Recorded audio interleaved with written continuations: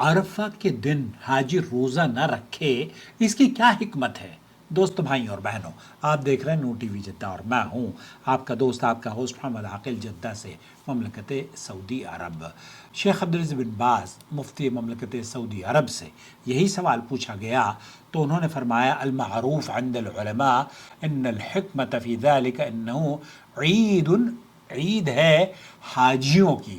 دوستو، بھائی اور بہنوں، یہاں خوبصورت مسئلہ، یہ خوبصورت بات شاید آپ نے پہلی بار سنی ہو، مگر آپ اس چینل کے حصے دار ہیں، چینل کے شریک کار ہیں، تو آپ کے لیے اس طرح کی خوبصورت ویڈیوز آپ کا بھائی محمد عاقل لے کر حاضر ہوتا رہتا ہے۔ آپ سے گزارش یہ ہے کہ یہ ویڈیوز دوسروں کے ساتھ بھی شیئر کیا کریں۔ یہ عام سا مسئلہ رکھتا ہے کہ حاجی کیوں نہ روزہ رکھیں عرفہ کا، مگر اس کے اندر شریعت کی حکمت ہے اور نرمی اور بندے کے حال کا کتنا خوبصورت خیال رکھا گیا ہے۔ یہ بات جب کھلتی ہے تو دل خوشی سے مسرور ہو جاتا ہے، دل خود کہتا ہے کہ واقعی یہ دین رب رحیم کا دیا ہوا ہے۔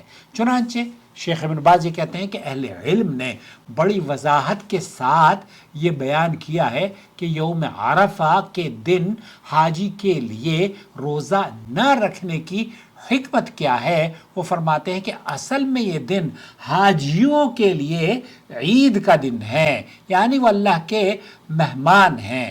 اب اللہ کے مہمان ہیں اور عید کا دن ہے، اسی لیے اللہ کے رسول صلی اللہ علیہ وسلم کی جو خوبصورت حدیث ہے نا کہ یوم عرفہ کا جو روزہ رکھ لیتا ہے اس کے 2 سال کے گناہ معاف کر دیے جاتے ہیں۔ تو یہاں اللہ کے مہمانوں کے لیے شیخ ابن باز یہ فرماتے ہیں کہ اہل علم یہ کہتے ہیں کہ یہ ان کے لیے عید کا دن ہے۔ میدان عرفات میں وہ کھڑے ہوتے ہیں، اللہ کے مہمان ہوتے ہیں، ہاتھ اٹھائے ہوئے ہوتے ہیں، آنکھیں نم ہیں، زبان ذکر اور دعا میں مشغول ہیں۔ ایسے موقع پر شریعت نے ان پر روزہ لازم نہیں کیا ہے، بلکہ فرمایا کہ وہ افطار کریں۔ کیوں؟ تاکہ ان کے جسم میں طاقت باقی رہے، ان کا دل حاضر رہے اور ان کی دعائیں اللہ سے وہ جتنی جی چاہے دعا کر سکیں، کیونکہ روزہ بعض اوقات خاص طور پر سخت گرمی میں انسان کو کمزور بھی کر دیتا ہے، اور عرفات کا دن تو ویسے ہی مشقت اور محنت کا دن ہوتا ہے۔ یہی وجہ ہے کہ نبی کریم صلی اللہ علیہ وسلم نے خود بھی اس دن روزہ نہیں رکھا تھا، بلکہ لوگوں کے سامنے آپ نے دودھ نوش فرمایا تاکہ امت کو واضح ہو جائے کہ یہی سنت ہے، یہی افضل ہے اور یہی وہ راستہ ہے جس پر ہم سب کو چلنا ہے۔ اور نبی کریم صلی اللہ علیہ وسلم کا یہ خوبصورت حدیث آپ علیہ السلام نے اس کو اور آپ مضبوط سمجھ سکتے ہیں کہ آپ نے فرمایا یوم عرفہ و یوم النحر و ایام التشریق عیدنا اہل الاسلام۔ یہاں اللہ کے رسول فرماتے ہیں کہ عرفہ کا دن، قربانی کا دن، ایام تشریق، یہ سب ہمارے لیے عید کے دن ہیں، اہل اسلام کے لیے عید کے دن ہیں۔ اب یہاں ذرا غور کیجئے، جب شریعت کسی دن کو عید کا دن قرار دے دے تو اس دن کا مزاج کیا ہوتا ہے؟ خوشی، شکر اللہ کی نعمتوں کا اظہار، کھانا پینا اور اللہ کے ذکر میں مشغول ہونا، نہ کہ اپنے آپ کو کمزور کر لینا۔ اسی اصول پر یہ بات بھی پوری صراحت کے ساتھ بیان کی جاتی ہے کہ یوم النحر 10 ذی الحجہ اور اس کے بعد کے ایام تشریق 11، 12، 13 میں روزہ رکھنا جائز نہیں ہے، حرام ہے۔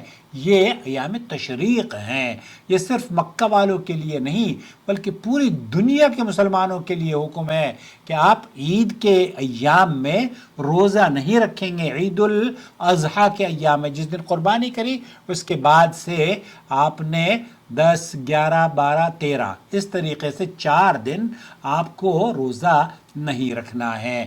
آپ کوئی بھی شخص ان دنوں میں روزہ نہیں رکھ سکتا، نہ نفل، نہ قضا، نہ کسی اور نیت سے، کیونکہ یہ مکمل طور پر عید کے ایام ہیں۔ خلاصہ کلام یہ ہوا کہ عام مسلمان کے لیے ایام تشریق میں روزہ رکھنا جائز نہیں ہے، بلکہ لازم ہے کہ وہ افطار کرے، کھائے پیے، اللہ کا شکر ادا کرے اور ان دنوں کو عبادت، ذکر و اذکار اور خوشی کے ساتھ گزارے۔ اور حاجی کے لیے عرفہ کے دن روزہ نہ رکھنا زیادہ افضل ہے، کیوں کہ یہ عید کے دن ہیں، کیونکہ اس میں اس کی عبادت کی قوت، دعا کی کیفیت اور خشوع زیادہ بہتر رہتا ہے۔ یہی دین کا حسن ہے، جہاں عبادت ہے وہاں آسانی بھی ہے، جہاں حکم ہے وہاں حکمت بھی ہے، اور جہاں پابندی ہے وہاں بندے کے حال کا مکمل خیال بھی رکھا گیا ہے۔ اللہ تعالیٰ آپ سے راضی ہو، اپنا بہت خیال رکھیں۔